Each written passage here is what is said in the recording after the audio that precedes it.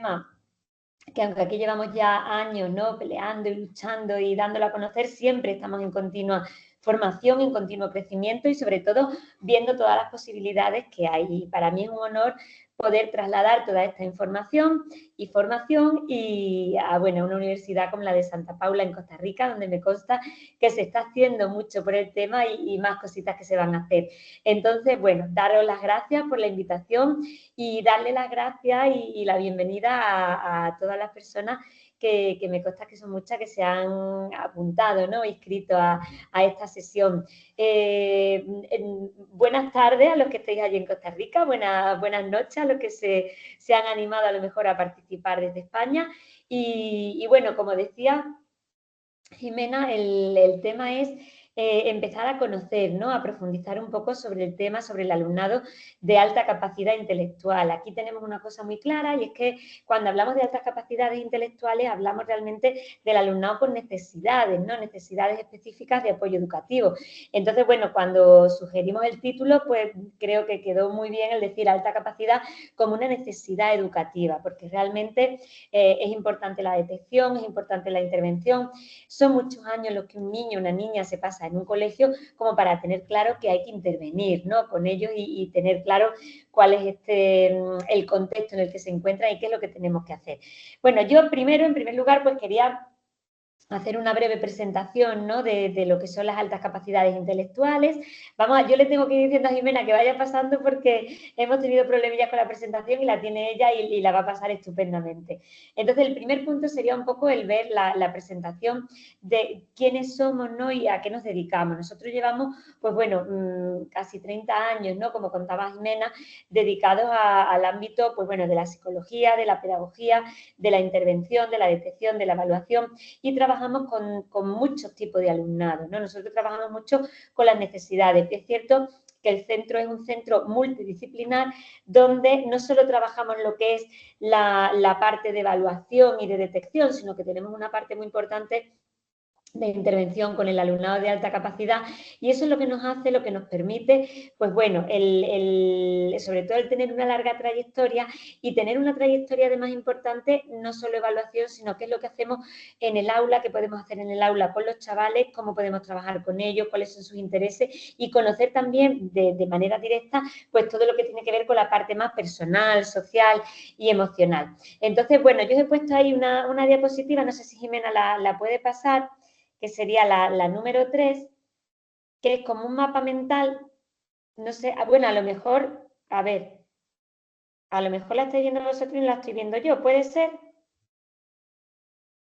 ¿Me confirmas si estás viendo mi pantalla? La No la presentación. veo, ni pena. A ver, espérate. Sí, correcto, sí se ve, Jimé. Se Okay. ve, ¿no? Sí. Bueno, a ver si la veo yo y por lo menos Te metes sobre todo desde... por saber, porque, ay, ya la veo, Jimena, perfecto. Que digo, Ok. si no, yo ya no la veo y digo, y ya es ir a ciegas totalmente, ya es un ejercicio de confianza ciega una en la otra. Pero bueno, y seguro que lo vamos a hacer estupendamente. Entonces, bueno, lo que os decía, ahí lo que podéis ver un poco, pues eso, ¿no? Es un poco una idea, una representación, un mapa mental de todo lo que nosotros hacemos en el centro. Como veis, hay programas de enriquecimiento, hay evaluación, atención individualizada, tocaremos brevemente. A mí hay un problema que tengo y es que echarlo mucho. Y a mí cuando me dicen 40 minutos, hoy para mí es totalmente un récord contar todo lo que quiero contar en este tiempo, porque además siempre digo, voy a poner un poquito más, voy a poner un poquito más. Pero bueno, para que os hagáis una idea, ¿no? Pues esto sería un poco todo lo que hacemos, ¿no? Desde actividades, monográficos, programas de enriquecimiento, de investigación, tenemos programas Ingenia, de creatividad, detección, intervención individualizada. Muchas veces hablamos de doble excepcionalidad y cuando hablamos de doble excepcionalidad, luego lo tocaremos un poquito, sabemos que es la combinación, ¿no?, de dos aspectos que aparentemente pues son diferentes, pero ¿qué nos pueden llevar a tener claro que tenemos dos aspectos con los que intervenir, que hay que intervenir de manera específica tanto en uno como en otro? Vamos a pasar a la siguiente porque hecha esta breve presentación de todo lo que nosotros hacemos en el centro, hay una parte importante que es ahora buscar la definición o qué entendemos por alta capacidad intelectual. Yo no me he metido aquí en poneros grandes definiciones, tenemos muchísimas definiciones, muchísimos estudios, muchas investigaciones, ¿no? Bueno, desde hace mucho tiempo, desde que se empieza, ¿no?, a hablar del concepto de la inteligencia. Pero sobre todo lo que tenemos y yo me atrevería a decir casi a nivel mundial, ¿no?, es que tenemos, pues, se ha ido ahora, Jimena, se ha ido. A mí se me ha ido la pantalla, por lo menos, no sé si... Ya lo estamos arreglando. No pasa nada, no pasa nada. Yo sigo hablando.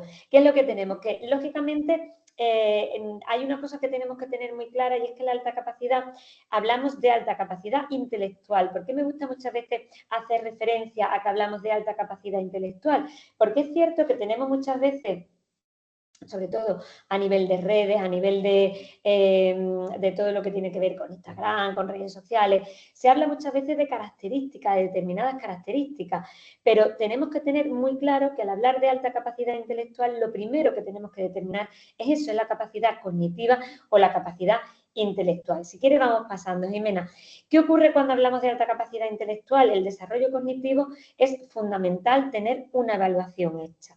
A partir de ahí tenemos una serie de características que pueden ir asociadas, ¿no?, a la alta capacidad. Hablamos muchas veces de características sensitivas, sensoriales, que en su momento hicimos también una intervención con el alumnado de terapia ocupacional y vimos lo importante que era en determinados ambientes, en determinados sectores, trabajar con este alumnado, ¿no?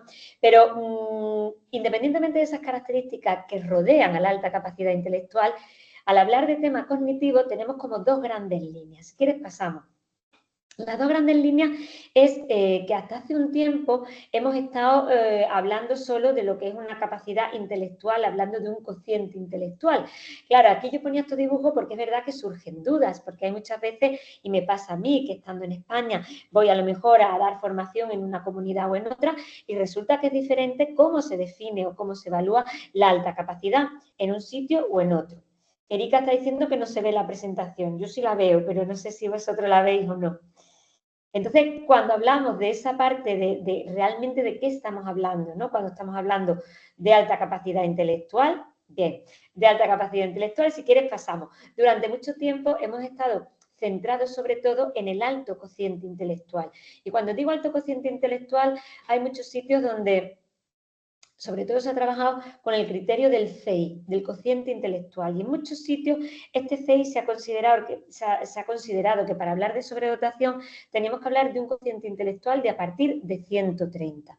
Si pasamos la diapositiva vamos a ver que además, ahora según dónde nos movamos, vamos a ver que a lo mejor no nos centramos tanto en el cociente intelectual, sino que nos centramos sobre todo en múltiples habilidades cognitivas. Hablamos de que la inteligencia no es un número nada más. Ojo que con esto no quiero decir que no sea importante saber el cociente intelectual de un niño. Es importante, es un dato, pero lo que tenemos que saber es sobre todo ver, mirar en profundidad qué es lo que hay detrás de ese cociente intelectual. Lo que estéis aquí, que a lo mejor conocéis algunas de las pruebas, sabéis que ese dato, ese CI, viene de una serie de habilidades. Entonces, ¿qué pasa? Que yo puedo tener un CI de 130, pero ese CI alto me puede venir a lo mejor por determinadas características, determinadas habilidades. Vamos a suponer que tenemos una capacidad de razonamiento lógico o matemático súper alto y eso hace que ese cociente intelectual sea alto, pero a lo mejor las demás áreas no las tenemos tan elevadas y no las tenemos tan altas. Con lo cual, no tenía sentido muchas veces cuando la respuesta educativa era saltar un curso por tener un cociente intelectual de a partir de 130. Porque a lo mejor a ese niño o a esa niña le iba súper bien en lo que era las matemáticas, pero en el resto no le iba bien. Entonces, ¿qué ocurre? Y yo siempre insisto, aunque tengamos una prueba que nos dé un CI, una prueba que sea fantástica, vamos a indagar, vamos a ver qué hay detrás de ese cociente intelectual, porque vamos a tener información sobre el razonamiento lógico, numérico, verbal, espacial, la memoria, podemos pasar pruebas de creatividad. Todo eso es lo que forma la inteligencia. Hablamos más que de un concepto monolítico de inteligencia, de múltiples habilidades cognitivas que forman esa inteligencia. Pasamos a la siguiente. Como decía, normalmente cuando se habla del CI se ha puesto, digamos, el criterio en decir es un CI de a partir de 130. Es cierto que ahora, según donde nos movamos, bueno, pues Teresa, pues ya no es 130, ya es 120, ¿no? Bueno, ¿y eso por qué? Pues no sabemos por qué, pero es como que baja. Al final, aunque seamos flexibles en un cociente intelectual, mi opinión y creo que, por supuesto la de grandes personas investigadores, no es centrarnos en el CI para dar una definición, pero sí que si tenemos un CI de 120 o de 130, tengo que decir, ojo, este CI es alto, un 120 es superior, a partir de 130 es muy superior, algo hay aquí, ¿qué es lo que hay? Eso es lo que yo tengo que averiguar, porque si pasamos a la siguiente, vamos a ver que en determinados países el criterio es el cociente intelectual y en otros sitios, por ejemplo, donde yo estoy ahora, en Andalucía, y en España ocurre cada vez más comunidades, cuando hablamos de la capacidad cognitiva, hablamos de diferentes habilidades cognitivas y hablamos de percentiles.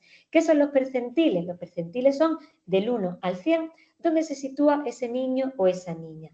¿Y cómo definimos? A mí siempre me gusta explicarlo de la siguiente manera. El nombre es alta capacidad intelectual y tiene 3 apellidos diferentes, que son sobredotación, talento simple y talento complejo. ¿Cuándo se considera sobredotación? Pues como pongo en el primer televisor, 7,75. ¿Qué significa? Que las 7 habilidades que yo voy a evaluar, que ahora os voy a decir cuáles son, los percentiles, la puntuación del 1 al 100, tiene que estar a partir de 75, ¿de acuerdo? ¿Qué significa sobre todo? Estabilidad cognitiva. El niño o la niña que se esté evaluando, que se evalúe, para tener un perfil de sobredotación, destaca la definición de estabilidad cognitiva. Es bueno en todo o es buena en todo. No un genio en todo, no. Tiene 7 áreas que las tiene por encima de la media. Bastante por encima de la media. Cuando después pasamos a hablar del talento simple, hablamos de que en una sola área los percentiles están por encima de 95. Os recuerdo que el máximo en los percentiles es 99,9, con lo cual si yo hablo de un percentil a partir de 95, estoy hablando de una puntuación muy, muy alta. ¿Qué significa 95? Que hay 94 niños por debajo en su capacidad, la capacidad que estemos evaluando, y solo 5 o 4, porque siempre como máximo se da el 99,9 por encima. Eso sería talento simple. Imaginar, talento simple matemático, talento simple verbal, talento simple el que sea. Y el talento complejo es cuando de las 7 áreas que evaluamos tenemos como mínimo 3 con percentiles por encima de 80. ¿Esto qué significa? Imaginaros que yo tengo 3 áreas que pueden ser verbal, razonamiento lógico y memoria. Pues eso se define como talento complejo académico. ¿Por qué? Porque tiene los 3 pilares básicos para que ese niño o esa niña tenga un rendimiento académico maravilloso. Otra cosa es que le guste el colegio, que esté motivado por el colegio, que tenga unos docentes que tiren de ellos hacia arriba. Pasamos a la siguiente diapositiva porque aquí os especifico de manera concreta cuáles son esas áreas de las que tenemos que evaluar, las que tenemos que evaluar. Me voy a la parte de abajo donde pone el perfil de sobredotación y fijaros, os decía al principio, tenemos que tener percentiles por encima de 75, ¿en qué áreas? Razonamiento lógico, percepción, memoria, verbal, matemático, espacial y creatividad. Esas son las 7 áreas que si yo tengo percentiles a partir de 75, puedo definirlo como alta capacidad por sobredotación intelectual. El siguiente escalón, el rojo, hablamos del talento complejo, os decía 3 áreas, y el mismo ejemplo que os acabo de poner, verbal, lógico y memoria, sería alta capacidad por talento complejo, en ese caso, esas 3 áreas se definen como talento complejo académico, lo que os decía antes. Podemos tener otras áreas diferentes, y simplemente llamarla talento complejo, o podemos tener áreas como, por ejemplo, espacial, creatividad y percepción, y se llama talento complejo artístico. Y después el otro escalón, el siguiente escalón es el talento simple. ¿Eso qué es? Cuando un niño o una niña es muy, muy bueno en una cosa, y os decía, podemos tener talento simple matemático, talento simple verbal, talento simple creativo, es decir, alta capacidad por talento simple matemático. Aquí, ¿qué hacemos? Que la normativa lo que nos permite es no solo hablar de alta capacidad, sino decir, esto se llama, este alumno o esta alumna es una alumna, vamos a suponer, de necesidades específicas de apoyo educativo por presentar alta capacidad del tipo, el que sea. ¿Que el tipo es sobredotación? Pues tengo una serie de respuestas educativas después que van acorde al perfil. Pero fijaros la diferencia que hay tan importante en definir cada uno de los perfiles de los alumnos, porque yo no tendré que hacer lo mismo, no puedo hacer lo mismo, no me va a servir lo mismo para un perfil de sobredotación que para un perfil de un talento simple matemático o un perfil de un talento complejo artístico. La respuesta educativa que habrá que darle será totalmente distinta, pero tengo una información súper poderosa y súper potente de los niños y niñas que evaluado. Entonces, en ese marco es donde nos movemos actualmente con las altas capacidades. Como decía al principio, tenemos dos grandes corrientes. Una corriente que habla del cociente intelectual, del IQ, ver cuál es, y la otra corriente que es la que habla de las múltiples habilidades cognitivas.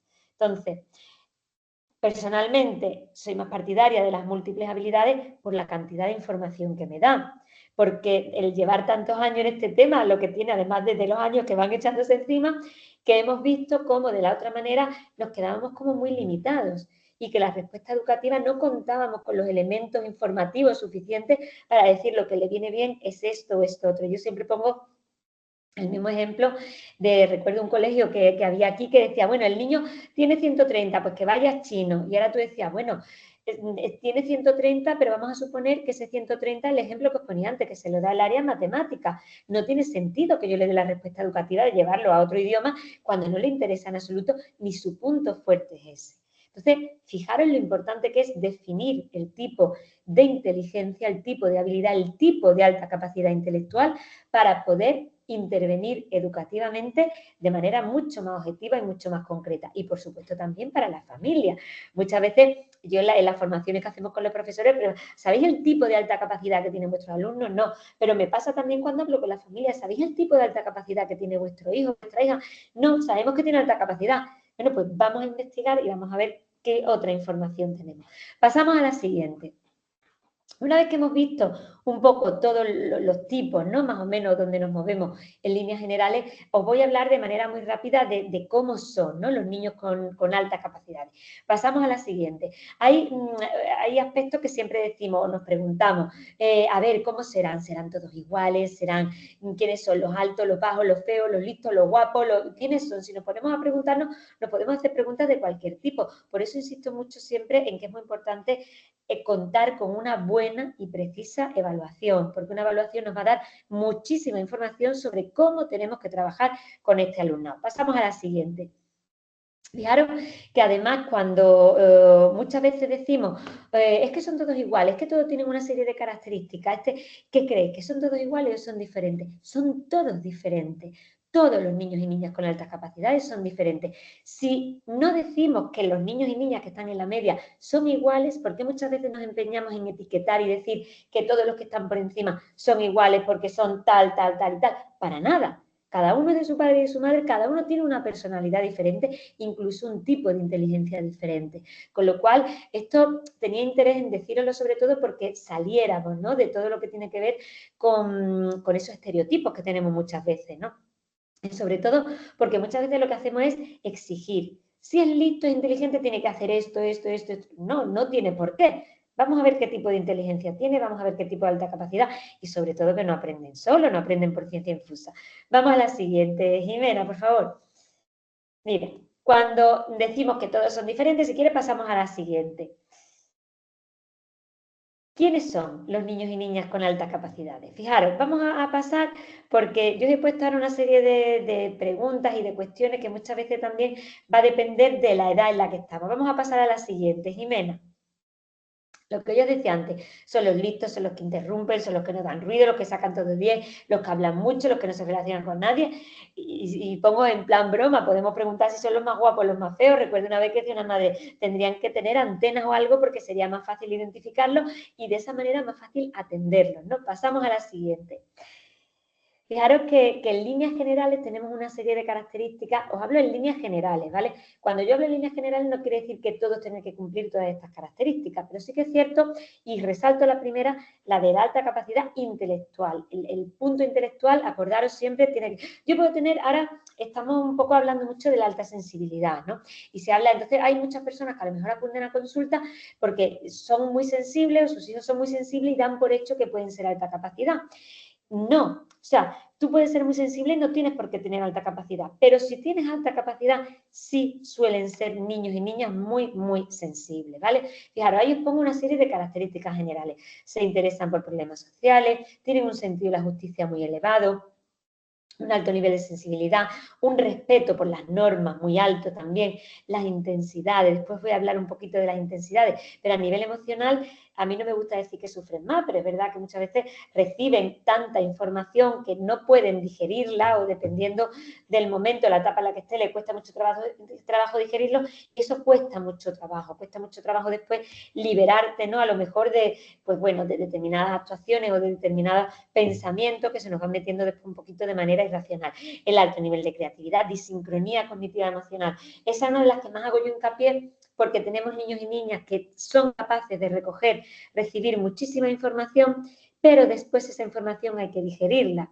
Esta mañana mismo me comentaba una familia, decía, claro, es que eso le pasó cuando la guerra de Ucrania, cuando estalló la guerra de Ucrania, el mismo día que estalló la guerra, a la hora de acostarse tenía un sufrimiento enorme porque decía, es que todas estas personas se han acostado y cuando se han levantado se han encontrado con una guerra, a ver si a nosotros nos va a pasar lo mismo. Entonces, ¿qué pasa? Que hay mucha información que tienen, que se les hace grande y otra información que les falta. Entonces, ¿cómo voy a digerir tanta información con a lo mejor 6 añitos, 7 añitos, 8 añitos? Entonces, la disincronía cognitiva emocional es una de las más potentes que tenemos que tener cuidado o vigilar o prestar una especial atención en el alumnado con altas capacidades. Pasamos a la siguiente, Jimena. Fijaros que además, dentro de lo que son las características, cuando hablamos, por ejemplo, lo he dividido en 3 grandes bloques, el bloque cognitivo, el bloque de la creatividad y el bloque emocional. De las características cognitivas yo siempre destaco como la más potente, ahí tenemos varias, ¿vale? Manejamos conceptos abstractos, logros excepcionales en determinadas áreas, capacidad de atención, observación, memoria, establecer. De todas las que veis ahí, el vocabulario destaca mucho, muchas veces destaca mucho por el lenguaje, ¿de acuerdo? Empiezan a hablar de una manera precoz, empiezan a tener un vocabulario que a lo mejor lo expresan o no lo expresan, después vamos a mencionar determinadas dobles excepcionalidades, pero puede pasar que a lo mejor tienen mucho vocabulario para la edad que tiene. Hay veces que decimos que son más grandes las palabras que ellos, ¿no? O hay veces que incluso tú dices, ¿qué significa tal? Te preguntan, tú le dices lo que significa y ahora ellos te lo incluyen perfectamente en un contexto súper adecuado, ¿no? Eso lo hacen porque tienen esa capacidad. Pero de todas, yo siempre digo, la que más llama la atención o la que es más clara es la capacidad de aprender rápidamente, el aprendizaje rápido. Son niños y niñas que aprenden con una facilidad increíble, que aprenden y que van echando a su mochilita o a su cabecita toda esa información que van adquiriendo. Entonces, sobre todo, ese aprendizaje rápido. Pasamos a las siguientes características, el siguiente grupo de características que tienen que ver con la creatividad. Y fijaros, a mí que me gusta mucho o me llama mucho la atención porque la creatividad, la tendencia es a pensar, pues bueno, que dibujan súper bien, para nada. No estamos hablando de una calidad artística, ¿de acuerdo? Estamos hablando de unas características creativas que eso implica tener un pensamiento divergente. ¿Eso qué es? Que si yo tengo un problema y la solución es esta y por aquí suelen ir la mayoría de las personas, pues resulta que estos niños saben que hay otro camino por aquí, por allí, por allí, por allí. Eso es pensamiento divergente, es irte a buscar soluciones a otros lados que no es el habitual, el frecuente, es el original, el que tiene que ver con la fantasía, con otro. Pero fijaros que de todas estas características que yo os pongo, aquí hay dos, la independencia en el pensamiento, rechazo a la autoridad o el enfrentamiento ante lo convencional, que muchas veces nos ayudan a entender esto. ¿Qué ocurre? No es un problema de conducta, no es que sean niños que se rebelen, no, se rebelan o te dicen aquellos aspectos que a lo mejor no lo consideran justo o que a lo mejor se ha castigado a toda la clase un castigo colectivo porque alguien ha hecho algo. No ven justo que porque toda la clase tiene que estar castigado cuando tal persona o tal otra ha sido la que ha cometido el fallo, ¿no? Entonces se rebelan un poco ante lo que es lo injusto, pero sobre todo es que porque tienen también otras opciones. Yo muchas veces cuento un niño que le pasó esa situación que os acabo de comentar y tenían que escribir, imaginaros, 100 veces, ¿no? Pues que no, hay que decir la verdad o tal. Él se dedicó toda la carta a escribir todas las posibilidades que tenía la maestra de encontrar quién era el que había cometido pues lo que había pasado en ese momento, ¿no? Entonces, claro, bueno, la profe se enfadó muchísimo, ¿no? Ni que decir tiene que se mosqueó porque, claro, el niño me falta el respeto, no es falta el respeto. Te ha dicho otras opciones que hay. Muchas veces tendríamos que escuchar, ¿no? Bastante más de lo que lo hacemos. Vamos a la siguiente, porque en el último gran bloque os pongo las principales características de motivación, capacidad para concentrarse en un tema que tiene interés. Fijaros que de todo lo que yo ahí os pongo, siempre digo, es la capacidad de quedarte absorto en un tema que realmente te guste. No es en cualquier tema, no es en todos los temas, no, en cualquier tema que a ti, en un tema que a ellos les guste, dinosaurio, a muerte con los dinosaurios. Ahora el sistema solar, le encanta. Es una capacidad de quedarse totalmente absorto en ese tema que le encanta. ¿Qué ocurre? Van cambiando de tema. Ahora me da por los dinosaurios, meto. Ahora me da por la cristozoología, meto. Ahora me da... Y van cambiando, ¿no? Muchas veces. Pero bueno, digamos esa capacidad. Hay veces que incluso, fijaros, la familia dice, mira, es que lo tuve que llevar al otorrino y para que le hicieran una... porque me creía que estaba sordo, ¿no? No es sordo, es que estoy tan metido en el tema que estoy en otra historia totalmente distinta, ¿no? Entonces, bueno, de todas las que tenemos aquí, las que tenéis aquí, por supuesto, destaco muchísimo cuando síntomas de aburrimiento ante tareas rutinarias y repetitivas. Horror, eso no podemos hacer nunca con niños y niñas con altas capacidades. Tendríamos que hablar de metodologías innovadoras, pero no innovadoras, sino simplemente que cambies un poquito, que no caiga en lo rutinario, mecánico y repetitivo, que esto los mata radicalmente, ¿vale? Pasamos la diapositiva, Jimena. Veréis, vamos a ver simplemente, y os lo he planteado con unas cuantas preguntas, los diferentes momentos evolutivos, ¿vale? Vamos a empezar por la etapa de infantil. Me gusta siempre hacer esta pregunta, ¿no? ¿Qué momento es el mejor para evaluar? Porque claro, bueno, cuanto antes mejor. Tiene 14 años, yo después siempre termino diciendo, cualquier momento es bueno. Porque si es pequeño, es fenomenal, porque desde pequeñito voy a saber cuáles son esas características, qué es lo que le llama la atención, voy a empezar a trabajar, voy a empezar a, sobre todo, a ir creando un hábito de trabajo y un hábito de estudio, ¿vale? Esto no significa que todos los días lo tengo que poner a estudiar, pero si un niño va creciendo con el mensaje de que con poco esfuerzo tiene un rendimiento brillante, malo, porque no estamos creando un hábito de estudio, un hábito de trabajo, una preparación para nada. Estamos diciéndole que, bueno, que con lo poquito que hace, pues va fenomenal.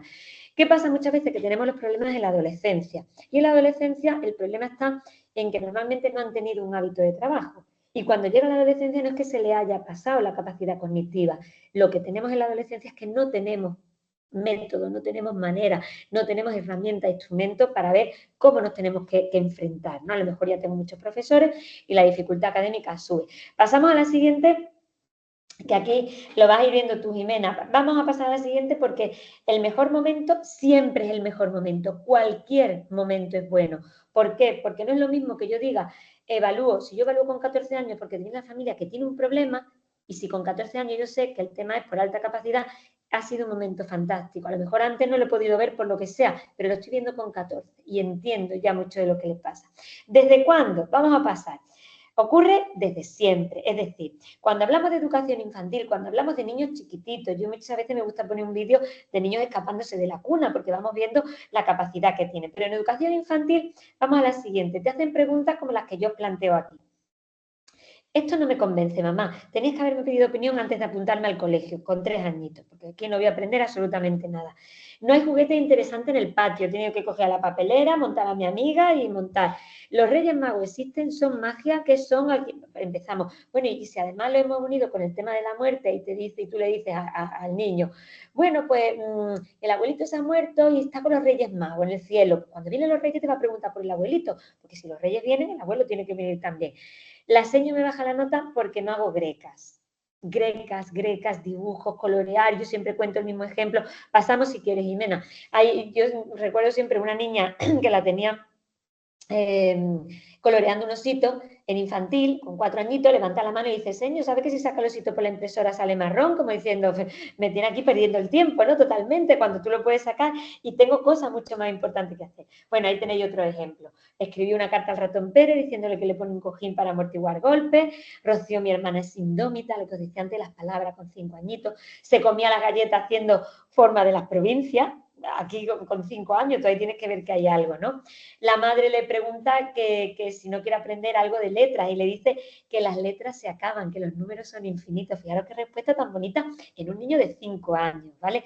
Por eso digo, y yo tengo muy claro que los niños cuando están en infantil es cuando mejor se ve, es cuando mejor podemos ver que un niño hay algo diferente, las preguntas, la forma, el vocabulario. Pasamos a la siguiente, Jimena.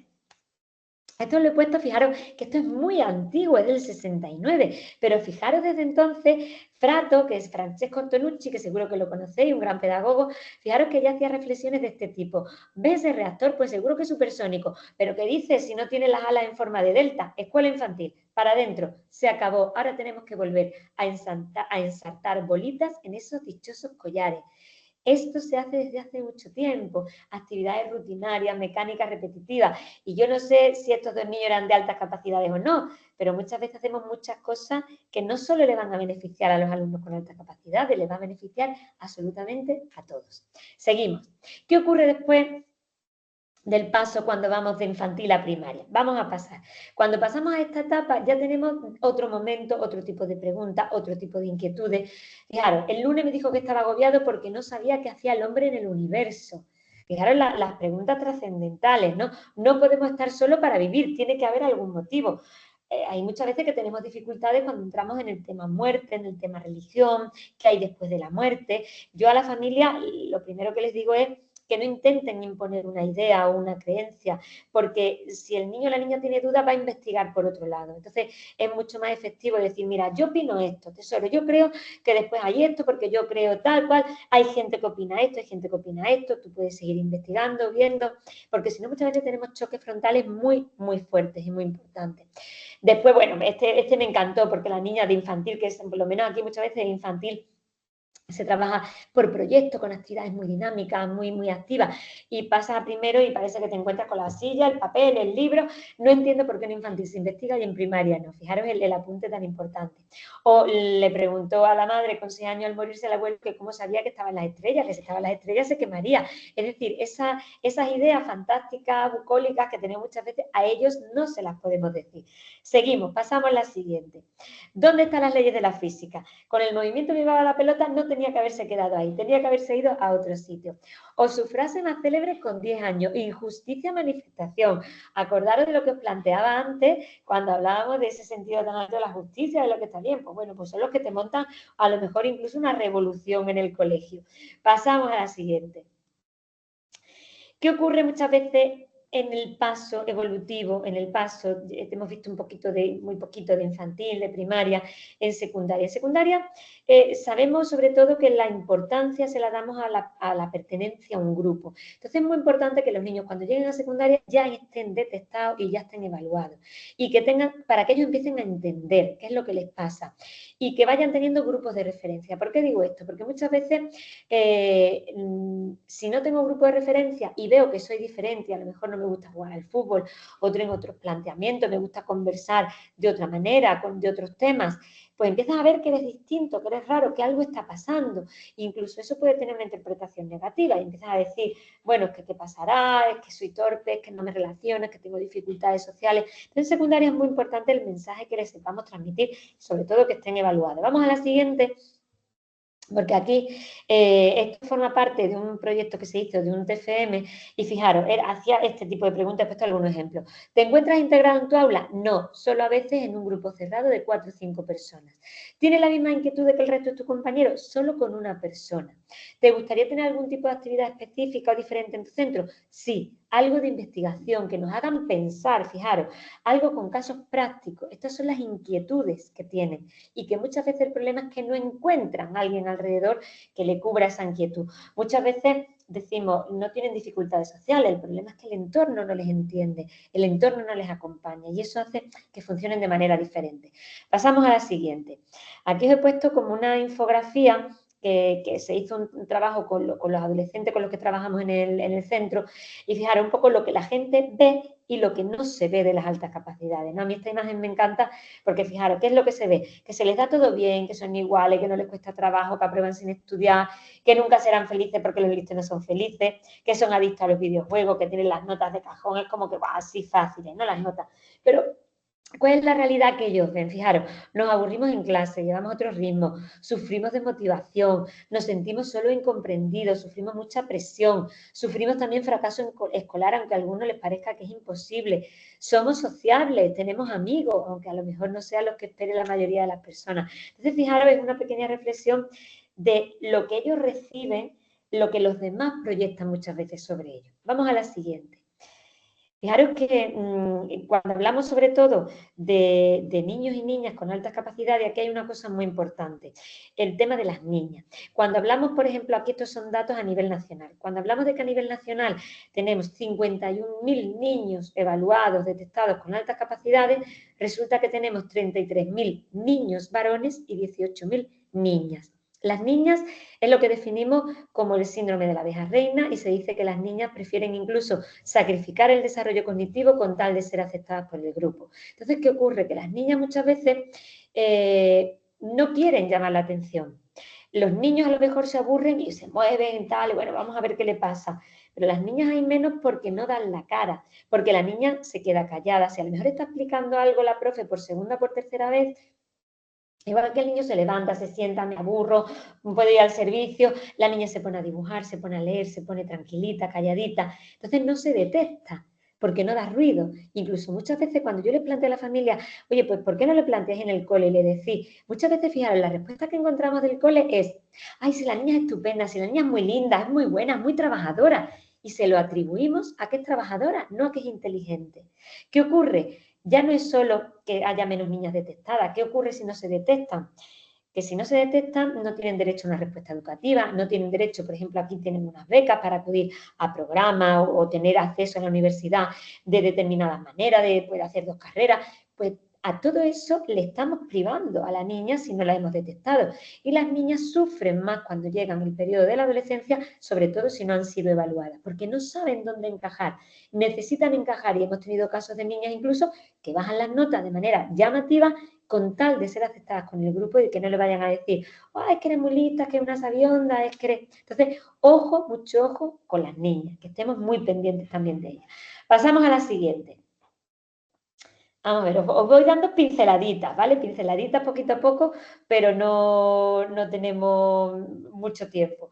Bueno, la siguiente yo creo que estábamos estableciendo sobre todo los aspectos socioemocionales. Y pasamos a la siguiente, Jimena, que simplemente lo que he hecho es mencionarlo, ¿vale? Porque no tenemos tiempo de profundizar, pero son 3 aspectos que son fundamentales.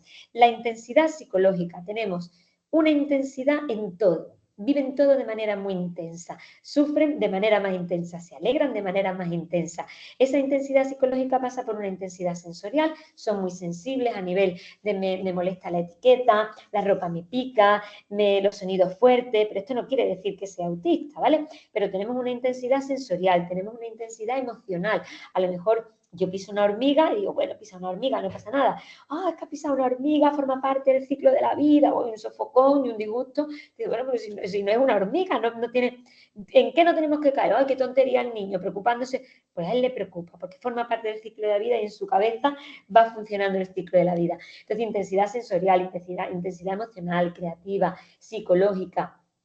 Tenemos una serie de vivencias, ¿no? Entonces, es como que viven todo más de manera más fuerte. Después tenemos las disincronías, que las disincronías antes comentaba que había una importante que era la cognitiva emocional, que tengo mucha información y no sé cómo digerirla, y después hay otra que a mí me gusta mucho remarcar, que es la cognitiva motora. ¿Esto qué quiere decir? Os lo hago un especial hincapié porque son niños que si empiezan a lo mejor antes a leer, empiezan a escribir, porque saben lo que tienen que escribir. Entonces, ¿qué ocurre? Que empiezan a escribir normalmente con letras mayúsculas y empiezan a escribir en un momento evolutivo que no les corresponde, porque que esto vaya rápido no quiere decir que el desarrollo motor vaya igual de rápido. Entonces, aquí hay muchos aspectos que incluso desde la terapia ocupacional se pueden trabajar perfectamente, tanto en el ámbito que os digo como en el ámbito de la intensidad, también la sensorial, la psicológica, la emocional. Entonces, ¿qué ocurre? Que empiezan a escribir en mayúsculas. La mayoría empiezan a escribir en mayúsculas porque le es más fácil este trazo que requiere otro momento evolutivo. Y después, otro aspecto, una puntualización, el efecto Pigmalión negativo, ¿qué es? ¿Qué significa? Que un profesor que no sabe cuáles son las características de su alumno nunca lo va a tratar como tal. Es importante evaluar, es importante detectar, porque si no vamos a estar trabajando con esos alumnos de una manera que no es conveniente, que no es lo que les corresponde por sus capacidades. Pasamos a la siguiente. Son 3 pinceladas, pero no quería dejar de decirlas. Y en sexto lugar, sobre todo, os he planteado el tema de la prevención. Para mí, el tema de la psicología es sanitaria, pero todo lo que tenga que ver con el desarrollo de la salud mental y sobre todo con la salud psicológica, el bienestar de un niño, de una niña, pasa por la prevención. en el momento que yo evalúo ya estoy empezando a saber qué es lo que le pasa a ese niño o a esa niña y empiezo a actuar con esto como con todo. Pasamos a la siguiente. Fijaros que, ¿cómo podemos ayudar? Vamos a la siguiente, Jimena. Hemos planteado sobre todo varios aspectos. Tenemos que estar muy pendientes de niños que no quieren ir al colegio, por ejemplo, que están desmotivados, que están tristes, que están solo en los recreos, que corrigen a los profesores, que no les gusta trabajar en equipo, que cuando son pequeños tienen elevadas aspiraciones, que sacan muy buenas notas pero con muy poco esfuerzo. Pasamos a la siguiente. He puesto como un listado de cositas que podemos tener que estar pendientes y vamos terminando. Que rebaten las normas con un razonamiento lógico, que aprenden a leer y escribir pronto pero tienen mala letra, lo que estamos diciendo. Son selectivos con sus amistades, aquellos que sufren cierto acoso escolar, que en la adolescencia no están a gusto con sus grupos de iguales, en las niñas más que los niños, que baja muchas veces de forma llamativa el rendimiento escolar por lo que decimos, porque no quiero destacar o no quiero llamar la atención. Pasamos a la siguiente. Hablamos sobre todo también de que hay niños que parece que no están prestando atención y de repente tú lo quieres coger y no lo coges porque saben perfectamente por dónde va. Que se plantean el sentido de la vida, el origen de la vida, el qué hay después de la vida, dónde está la muerte, que se plantean dudas con la religión. Momentos de religión son difíciles. Que continuamente quieren responder a todo, que tratan a los demás como si fueran más infantiles, que tienen hermanos evaluados con altas capacidades. Ojo, porque estamos hablando de que hay un componente genético. Y si tenemos un componente genético en la inteligencia, cuando evaluamos a un niño, seguramente un hermano, si hay hermanos, yo siempre pregunto, ¿tiene hermanos? ¿Tiene más? Pues que lo evalúen. Y hay muchas veces cuando nos encontramos con lo que os decía de las niñas. Si a lo mejor evaluamos a un niño en consulta, oye, decirle al cole que evalúen a la hermana. Anda ya, ¿para qué? Si es muy buena. Pues puede ser igual de buena, pero es muy inteligente también, ¿vale? Que destaca mucho a lo mejor en un área específica, que los padres nos piden que lo evaluemos porque están viendo algo, normalmente hay antecedentes, y los antecedentes yo siempre digo lo mismo, el antecedente no tiene que ser tener 4 carreras y 3 doctorados, a lo mejor el antecedente, yo siempre les pongo como ejemplo a mi familia, a lo mejor tenéis una abuela, la abuela tuvo 9 hijos y fue capaz de sacar a los 9 niños adelante con los recursos que tenía, eso es inteligencia. Hay veces que las pruebas nos dicen muchísimo, pero que el día a día y la forma de desenvolverse nos dice un montón también. Pasamos a la siguiente. Fijaros que hay una cosa, un matiz muy importante que os he comentado y ya os digo, lo pasamos así un poquito de puntilla, pero no quiero dejar de hacerlo. Hablar de la doble excepcionalidad. ¿La doble excepcionalidad qué significa? Vamos a la siguiente, Jimena. Significa que el tener alta capacidad no te exime de absolutamente nada. Es decir, yo puedo tener alta capacidad y además cualquier otro tipo de necesidad, excepto un retraso cognitivo. Pero yo puedo tener alta capacidad y TDAH, alta capacidad y dificultad la atención, alta capacidad, dificultad la lectoescritura, alta capacidad y Asperger. Fijaros que en sí la definición de doble excepcionalidad son 2 fenómenos que en teoría son contradictorios, que tú dices, ¿cómo va a tener dificultad de la lectoescritura si tiene alta capacidad? Pues puede perfectamente. Una cosa es la capacidad potencial, la inteligencia que uno tenga, y si yo tengo, vamos a suponer, un problema de la lectoescritura, hay algo aquí que me está fallando. Aquí tendríamos, para entrar en profundidad, porque tenemos que conocer de manera muy específica, y si quiere pasamos a la siguiente, Jimena, cada uno de los posibles trastornos que pueden asociarse. Es decir, yo puedo tener alta capacidad y dificultades en el aprendizaje, pero tengo que saber definir muy bien qué son las dificultades del aprendizaje, qué es una dislexia, qué es una discalculia, qué es una disgrafía. Puedo tener Asperger, TEA grado 1, pero tengo que diferenciar muy bien lo que es un Asperger y lo que es una alta capacidad. ¿Se pueden dar los dos? Perfectamente.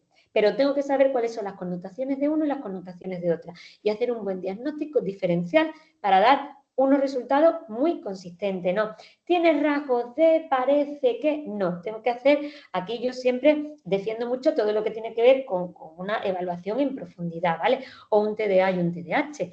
Un trastorno por déficit de atención, por hiperactividad tipo combinado, impulsivo o dificultad a la atención, tengo que hacer también una muy correcta evaluación, porque estamos hablando de un trastorno que tiene un origen neurobiológico, con lo cual lo tengo que tener muy claro si tengo alta capacidad y TDAH, lo que me implica cada una de estas dos excepcionalidades. Pero se pueden dar perfectamente. Muchos casos tenemos de doble excepcionalidad, ¿de acuerdo? Entonces no quería dejar de dar este apunte porque también dentro del ámbito de la terapia ocupacional, como veis, os estoy hablando de Asperger, os estoy hablando de determinadas dificultades de aprendizaje y de TDAH y de dificultad de atención. Aspectos sobre los que se pueden intervenir perfectamente desde muchos ámbitos y muchos campos. Pasamos a la siguiente, que ya estoy terminando. ¿Qué ocurre? Pues aquí lo que pretendemos sobre todo al hablar de alta capacidad es que entre todas las posibilidades que tengamos a la hora de plantearnos que haya algo en un crío, en un niño, en una niña, que exploremos también y tengamos clara la posibilidad de poder tener una alta capacidad intelectual. Lo que os digo, la alta capacidad intelectual no es lo que vemos en las películas de niños que van brillantes siempre, que van con el ajedrez debajo del brazo, que solo quieren estudiar. No, tenemos perfiles totalmente distintos y que muchas veces, por desgracia, por no atenderlos correctamente y sobre todo no evaluarlos correctamente, tenemos dificultades. Pasamos a la siguiente. Ya estamos acabando. La prevención, como decía, creo que es fundamental. Y pasamos a la siguiente, que he puesto como varias cositas importantes para la prevención. Varios factores, varios elementos. La identificación temprana, por supuesto. El apoyo social, por supuesto, desde muchos ámbitos.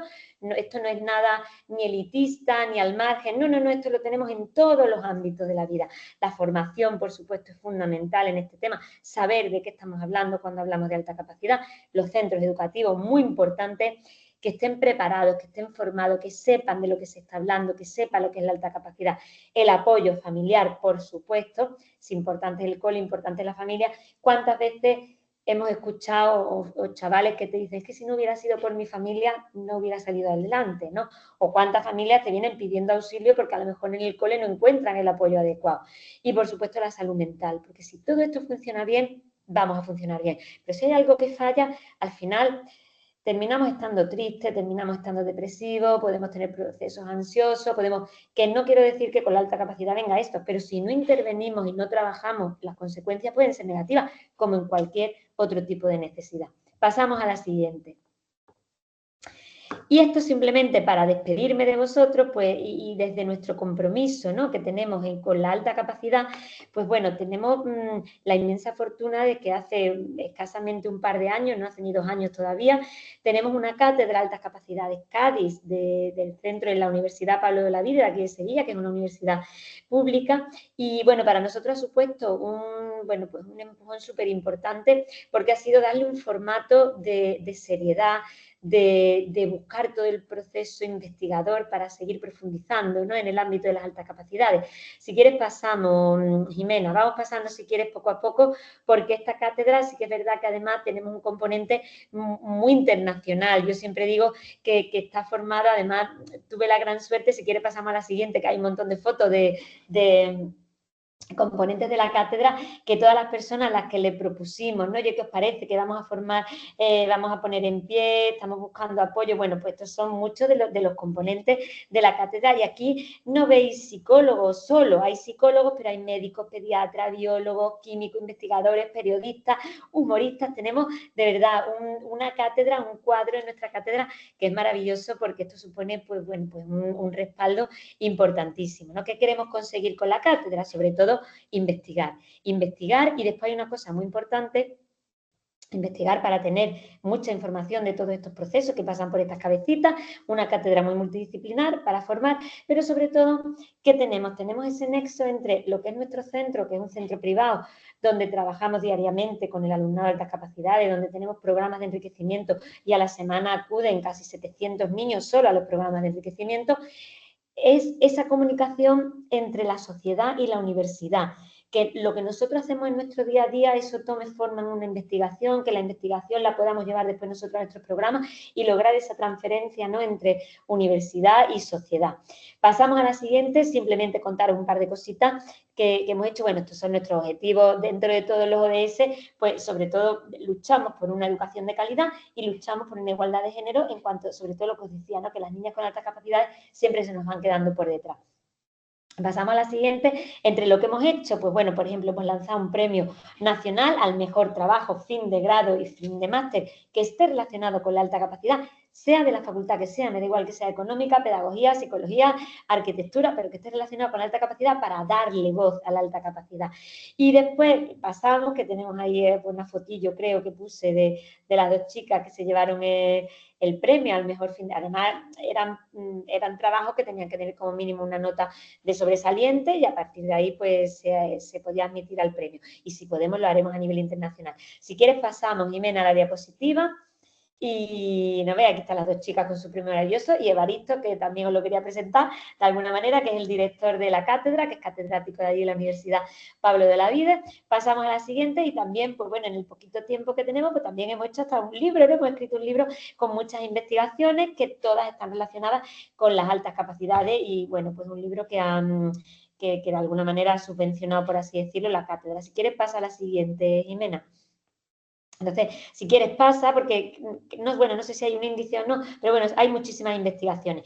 Y nada, despedirme solo diciendo eso, que si somos capaces de cambiar esa mirada, ¿no?, que tenemos muchas veces hacia la alta capacidad intelectual, que en muchas ocasiones está castigada, ¿no? Y, bueno, pues ya tienen suerte con ser listos, mira qué bien, no, y la realidad que nosotros vivimos en nuestro día a día, todos los días escucho por parte de la familia, de verdad, Teresa, la gente se creerá que yo estoy deseando, que queremos que nuestro hijo sea de altas capacidades, pero sabemos todo lo que esto conlleva. Entonces, de verdad, hay que escuchar más a las familias con niños de altas capacidades, hay que darle voz a la alta capacidad y cambiar esa mirada para ayudarlos a crecer y a que sean felices. Si quieres, pasamos la diapositiva, Jimena, y esto es el objetivo, ¿no? Hagamos que vuelen y que se conviertan, que pasen de ser niños y niñas, que se conviertan en hombres y mujeres felices, muy felices. Y si los hemos tenido que ayudar, pues como cualquier otro niño con cualquier necesidad, que tengan nuestro apoyo y nuestra ayuda. Así que nada, en la siguiente creo que ya es daros las gracias. Y ahí tenéis, pues bueno, las redes sociales, todas las cositas, por lo que queráis comentar, opinar, decir, seguirnos. Nosotros vamos poniendo en Instagram todas las cositas que vamos haciendo, de actividades y cositas, por si os viene bien y os sirve de ayuda. Así que nada, que muchísimas gracias. Siento que voy acelerada, que es lo que os digo, os quiero contar tantas cosas en poquito tiempo, pero bueno, por lo menos hemos hecho así una pincelada importante de lo que es. Así que os agradezco muchísimo la atención, os la agradezco de verdad. Muchas gracias. Ay, mira, Jimena, muchas gracias, bonita. Muchísimas gracias, Teresa. Ha sido un gusto escucharte. A continuación, habilitamos el espacio para las personas que tengan alguna pregunta o comentario. Don Eric. Bueno, estoy viendo a Carolina. Muchas gracias. Muchas gracias por los comentarios, de verdad. Hay una cosa que quiero hacer un especial hincapié, de verdad, porque nosotros, por ejemplo, en el equipo, somos un equipo muy multidisciplinar. Y os decía antes, somos psicólogos, pedagogos, psicólogos, os digo psicólogas, porque al final somos todos chicas. Al final hay un par de chicos, ¿no?, que son profesores a lo mejor de algunos programas específicos, pero trabajamos desde el ámbito del lenguaje, desde el ámbito de la terapia ocupacional, desde el ámbito de la pedagogía. Se hace un trabajo muy multidisciplinar, porque ese es el trabajo que hay que hacer. Y tiene que haber un gran equipo entre todos los terapeutas y todas las personas que trabajen con estos niños y las familias. Es fundamental que vayamos todos de la mano y que vayamos en una misma línea. Ya está, que digo, no, al principio conté que éramos muchos, digo, pero no he dicho que somos de muchísimas especialidades. Así que nada, me callo. Bueno, Teresa, muchísimas gracias, de verdad, de parte, espero que esté muy bien, qué gusto verla. Bueno, y esperarla pronto por acá, por Costa Rica. Realmente, yo tengo una consulta, ¿verdad? Para poder motivarnos, nosotros los terapeutas del lenguaje, en este tema de las altas capacidades, ¿verdad? Tengo una consulta.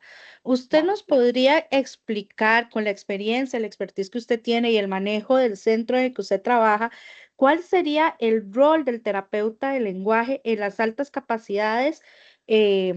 A nivel, bueno, de terapia o logopeda, como es también llamado a nivel de España. Mira, a nivel, claro, cuando hablamos a lo mejor de, por ejemplo, los logopedas aquí, se considera además una profesión muy sanitaria, ¿no? Entonces están lo que son logopedas que trabajan con problemas específicos del lenguaje, ¿no?, con alteraciones del lenguaje, que así se puede trabajar como cualquier otro caso. Es decir, estos niños pueden tener dislalia. Hemos tenido casos de niños que tienen deglución atípica. Hemos tenido casos de niños que a lo mejor no soportan determinadas texturas. Hemos tenido, o sea, hay cualquier tipo de circunstancia que se le pueda dar a cualquier niño, se le puede dar también al niño que tiene alta capacidad. ¿Qué ocurre? Que muchas veces no solo hay que trabajar esa parte específica del lenguaje, a lo mejor hay que trabajar también la parte emocional. ¿vale? Porque a lo mejor tenemos algo emocional, o acordaros de esa intensidad que yo os decía, que hay muchas veces, hay niños, hemos tenido niños que a lo mejor les da miedo tragar en un momento determinado. O hay niños que a lo mejor no pronuncian correctamente y a lo mejor lo viven todo con una intensidad tal que llegamos a tener incluso un mutismo selectivo. Hemos tenido niños con mutismo selectivo o simplemente porque no han encajado con el docente del aula. Fijaros qué cosa tan importante. Hay niños que a lo mejor no es por timidez, es porque no se adaptan en un grupo, porque a lo mejor son muy sensibles y a lo mejor los profes, pues a lo mejor aquí que somos muy de chillar y somos muy escandalosos, hay veces que decimos, ay, por favor, no sé qué, ay, los niños lo toman mal y hemos tenido casos de niños que no han empatizado a lo mejor con los docentes y han tenido incluso un mutismo selectivo. Después hay otra forma importante, fijaros, os hablo desde los dos ámbitos, del ámbito a lo mejor más terapéutico, que se puede intervenir como en cualquier otro caso y por a lo mejor motivos emocionales que puedan incluso impedir un tema de desarrollo del lenguaje, y os hablo después desde el punto de vista de la creatividad. Muchas veces las emociones, a lo mejor tenemos que trabajar emociones y hay muchas veces que trabajamos talleres de lo que son habilidades sociales y gestión emocional. Y hay veces que el lenguaje es una vía muy importante para trabajar las emociones. Entonces es un camino y os digo, se pueden trabajar las emociones a través del lenguaje, pero nosotros, por ejemplo, hay un taller que es todo desarrollo de la creatividad a través de las artes plásticas. Y cuando hablamos de artes plásticas, incluimos la narrativa y hablamos y trabajamos mucho con las expresiones verbales. Entonces, como campos tenemos muchísimo, desde el campo más clínico, por así decirlo, hasta el campo más creativo. Pero se puede trabajar de muchísimos ámbitos, Carlos, muchísimos. Perfecto, muchísimas gracias de verdad, Teresa. Y bueno, espero que ya sea las fechas de agosto para poder vernos. Ahorita vamos a dar esa gran noticia. Jime. Gracias. Mariela, no sé si tenías una consulta. Que se quedó como con la manilla levantada. De momento veo que aquí en el Además, chat, antes creo que ha aparecido, ¿no? Antes creo que salió, pero abrió sí, la cámara, pero... creo que tuvo un problemita técnico, pero veo aquí en los comentarios, por si no te salen a vos, Teresa, que ella estaba comentando eso, que, bueno, Mari, ya estás acá de vuelta. Ay, ay, ay. Ay, hola, hola. Sí, sí, es que me entró una llamada, entonces, perdón, Vale. disculpa. Pero voy a hacerlo rápido. Muy agradecida con doña Teresa por ofrecernos este webinar para todos de los que estamos aquí presentes. Saludos también a Eric, a Jimmy, que por ahí te veo. Y también me llamó la atención lo que estaba comentando Carolina Solano, porque no solamente este tema es para los terapeutas ocupacionales, sino que es para todos, o sea, desde lo que son profesores de educación especial, lo que es terapeutas de lenguaje. Entonces, en realidad lo vi bastante completo, lástima que fue tan pequeño. Me encantaría que fuera un curso, así, un curso ya como para titularse y aprender más. Entonces, la pregunta mía sería, en el caso de un adulto, como poniéndome yo de ejemplo real, eh, ¿cómo, cómo se llevaría a cabo, digamos, bueno, la evaluación sí, obviamente que ya se ponen los test, pero se haría desde la psicología educativa, o se haría desde la terapia ocupacional, o se haría desde un psicopedagogo, o se haría todo interdisciplinario, o ya es, ok, a como yo me logré adaptar, ahí ver qué capacidades puedo mejorar entonces esa será mi pregunta. Ya uno ya de grande, grande, ¿tiene arreglo o ya no? Hombre, nunca es tarde, Pero, Mariela, acuérdate de lo que he dicho. no, no, por supuesto, pero si llega un cliente ya pasado los 20, pasado los 30, y se da cuenta de eso, entonces, ¿cómo puede uno abordarlo? Esa era la pregunta. Sí. Mira, muchas gracias por la pregunta, porque además me encanta que muchas veces estamos metidos yo he hecho, digamos, las 3 divisiones, ¿no? De la parte más infantil, la parte un poquito de primaria y la parte de la adolescencia, porque no teníamos más tiempo, porque precisamente el sábado creo que tengo yo una intervención con una asociación, pero es solo para hablar de altas capacidades en adultos, porque ¿qué ocurre? Que es cierto, y te cuento desde la experiencia nuestra, claro, nosotros evaluamos muchísimos niños, ¿no? ¿Qué está pasando? Que cada vez evaluamos más padres y madres. ¿Por qué? Porque en cierta manera se ven reflejados y eso lo notas tú en la primera entrevista, ¿no? Cuando tú estás hablando con alguien que viene a contarte que es su hijo, tal. Yo os decía antes, yo siempre pregunto por los antecedentes, ¿no? Hay alguien en la familia, a ella normalmente se toca un poquito la fibra y ya dice, verás, yo es que tal cuando iba al cole, o yo no quiero que le pase lo mismo que me ha pasado a mí, que al final pues tuve fracaso escolar, o al final tal. Entonces, es tanto digamos, el sentirse identificado de padres a hijos, que cada vez sí que es verdad que como se va normalizando todo, pues se normaliza la evaluación de adultos. Y cuando se evalúa a un adulto, ¿qué es lo primero? ¿En qué ayuda lo primero? O fijaros, os lo digo de otra forma, ¿cuál es la reacción que yo veo con más frecuencia? La de, ay, ahora entiendo muchas cosas. Y creo que ese es el primer punto de una evaluación en un adulto, que es ese momento de decir, es que a lo mejor todo eso que a mí me pasaba, que yo pensaba, es que era rara, es que hay que ver, es que tengo problemas sociales, que no me gusta relacionarme con la gente. No, te gustará relacionarte con la gente que a ti te gusta relacionarte, con la gente con la que compartes. ¿Cuántas veces escuchamos en adultos? Es que, Teresa, de verdad, es que estoy en una conversación y es que me voy, es que no soporto la conversación, es que es una tontería y me siento mal porque me quiero ir. O los trabajos, por ejemplo, también el tema laboral, ¿no? A lo mejor son mentes inquietas y cuesta mucho trabajo seguir durante 40 años en un mismo trabajo.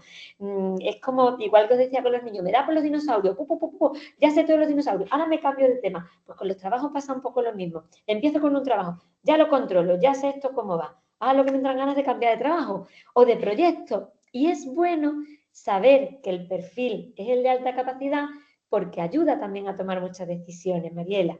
Cuando nosotros trabajamos también con adultos, por todo esto que os comento, entonces sabes que se toman decisiones de todo tipo, hasta sentimentales, laborales, de todo tipo, cuando uno sabe que a lo mejor lo que le ha pasado, que lo ha tenido toda su vida ahí rondando la cabeza, resulta que es esto. Mira, os comento, nosotros estamos haciendo una investigación muy, muy chula que se llama Inteligencia y Humor y estamos evaluando a humoristas profesionales. ¿Por qué? Por 2 motivos. Uno es porque queremos ver cuáles son esas variables o esas habilidades que destacan más en gente que se dedica al humor. Porque de esa manera, si sabemos cuáles son, las podemos integrar en los programas con nuestros niños, ¿no? Y trabajarlas. Pero por otro motivo es por darle voz a la alta capacidad y huir del contexto académico. ¿Qué nos estamos encontrando? Pues bueno, en una muestra que vimos de 33 personas que evaluamos, el 94% tenía alta capacidad. Y no son los que se dedican a la medicina, a la investigación, a la ingeniería aeroespacial. Se han tenido que buscar la vida lo más grande, es una vida muy distinta a la académica. Entonces, ¿qué es lo que yo también muchas veces saco como conclusión de ahí? Lo importante que es la motivación, hacer lo que a ti realmente te gusta y lograr encontrar un camino para hacerlo, porque si a ti te gusta y tienes buena capacidad y tienes esa motivación, harás algo grande. Entonces, ¿qué pasa? Después hay personas pues, que van a terapia, que después o sea, ahí nos podemos encontrar un montón de situaciones, ¿vale? Pero lo primero, comprender, entenderte. Y a partir de ahí ya se va viendo pues lo que es necesario, el tipo de intervención que haga falta, que puede ser muy multidisciplinar, la que haga falta. Vale, Mariela, no sé si Perfecto, te ayudo. muchísimas gracias. Nada, gracias a ti. Sí, Gracias a ti. Muchísimas gracias, Mariela, por tu pregunta y a Teresa por su excelente participación. A continuación, Eric Valdelomar nos va a informar unas cositas.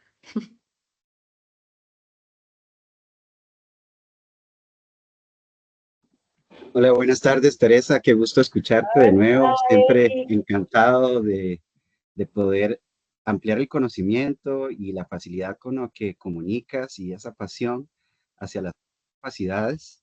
Es un reto que tenemos en el país y a todas las personas que se encuentran el día de hoy, tanto terapeutas de lenguaje, terapeutas ocupacionales y otras profesiones que el día de hoy nos acompañan y además también familias que están hoy el día de hoy presentes.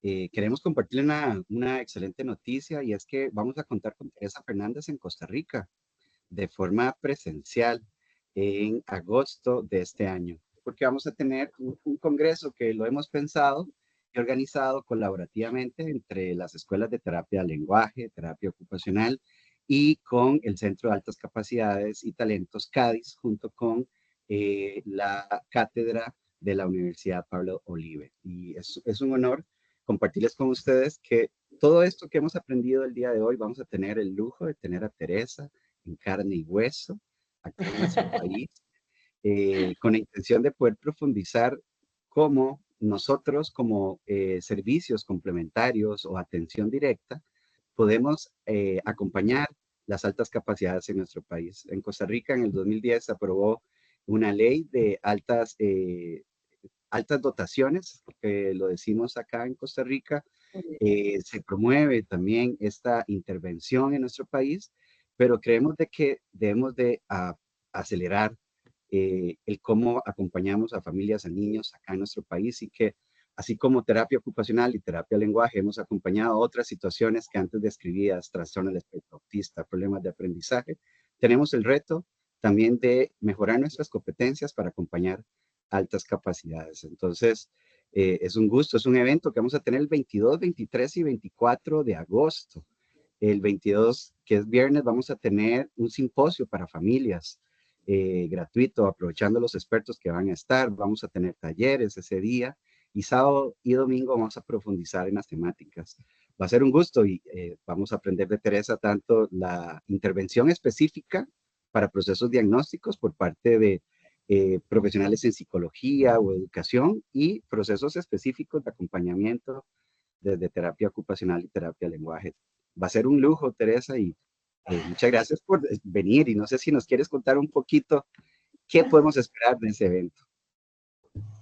Bueno, yo estoy encantadísima y emocionada además de poder participar con todos vosotros en este congreso, porque para mí de verdad que es un lujo también y encontrar un equipo que hay aquí detrás, que tenéis un equipo tan bueno, tan receptivo y tan facilitador, ¿no? de todo esto, para mí, pues bueno, pues es un auténtico placer formar parte de ese equipo también para dar voz y aportar todo lo que podamos aportar, es decir, desde todo lo que es la parte, como tú bien decías, Eric, de evaluación, de detección, de cómo hacer, ¿no? Qué instrumentos tenemos que utilizar, cómo hacer una buena detección tanto a nivel de familia como a nivel de colegio y de escuela, ¿no? En la clase, en el aula, como a nivel después específico de cómo podemos llegar a concluir con un diagnóstico y después sobre todo también la intervención. ¿Qué podemos hacer cuando ya tenemos a todos estos niños y niñas evaluados? Pues yo estoy dispuesta a contaros todo lo que hacemos, que todo lo que por lo menos nos funciona. A mí más que hablar de grandes teorías me gusta muchas veces hablar de lo que hacemos y que sabemos que puede funcionar. Entonces creo que el compartir pues es importante, no sirve de nada que nos lo quedemos guardaditos, sino contar todo lo que hacemos, todo lo que puede funcionar y si eso sirve para darle voz a ellos, para que tengamos entre todos más herramientas, al final es un enriquecimiento mutuo y por mi parte todo lo que pueda os lo compartiré y que en medio surge, oye Teresa, ¿y por qué no nos cuentas tal? Os lo cuento también y todo lo que vosotros consideréis yo a vuestra disposición totalmente. Así que deseando estar allí en agosto también con vosotros, en carne y hueso, como dice Eric, y que podamos entre todos, pues seguro que organizar un congreso maravilloso, seguro que maravilloso, maravilloso. Así que a vuestra disposición, total. Muchas gracias, Teresa. La verdad es que es un honor conocer a la persona que está detrás de esa gran profesional y esa voz que bien han reconocido en tu país de promover las altas capacidades con ese entusiasmo y con ese amor y pasión que te caracteriza. De parte de la Universidad Santa Paula ha sido un honor el que estuvieras acá y dejo a mi compañera Jimena para que realice el cierre. Jimena, no sé si vas a compartir el forms por acá en el chat para que las personas puedan llenar información, y también le doy paso a Caro mientras Jimé nos comparte el forms. Carito, para Bueno, que invites a claro. todas tus Bueno, colegas y no, compañeros de trabajo. este congreso está pensado, ¿verdad?, con mucho cariño y muy importante para toda nuestra profesión, tanto los terapeutas ocupacionales como terapeutas de lenguaje y así como profesionales afines a nuestro quehacer profesional. Todos los invitamos para que nos acompañen el 22, 23 y 24 de agosto acá en la Universidad Santa Paula, en lo que va a ser este gran congreso. Y bueno, a todas las terapeutas del lenguaje, de verdad, vamos a tener charlas relacionadas con nuestra profesión, nuestra disciplina y también la importancia del trabajo interdisciplinario entre ambas profesiones. Así que, por favor, estén pendientes de las fechas, de la forma de inscribirse y demás. Muchísimas gracias, Caro. Y muchísimas gracias a todos ustedes que nos acompañaron durante este ratito tan especial, tan lleno de aprendizaje. Esperamos verlos durante el congreso, que nos puedan acompañar, y agradecerle también a Teresa por tan hermosa charla, por tantísima información valiosa como parte de las actividades de Semana Universitaria de la Universidad Santa Paula del 2025. Los invitamos a que sigan participando de las actividades que quedan por el resto de la semana. Tenemos actividades hasta el domingo. Entonces, ojalá puedan inscribirse algunas, que puedan participar de la mayor cantidad posible. Hoy en la noche tenemos una obra de teatro. Entonces, los invitamos. Si bueno, esa Teresa no puede asistir, pero a las próximas tal vez sí. Me da envidia. Ha sido un Para gusto. agosto, para agosto. Ha sido un gusto contar con su presencia, y en el chat les dejamos el forms para que puedan llenarlo y corroborar su asistencia. Que tengan una muy linda tarde, que les vaya muy, muy bien. Muchas gracias a Un todos. Yo voy a segundito a aprovechar las también. personas que están preguntando información en el chat. Está el forms. Varias familias están preguntando si vamos a tener actividades para las familias. Sí, vamos a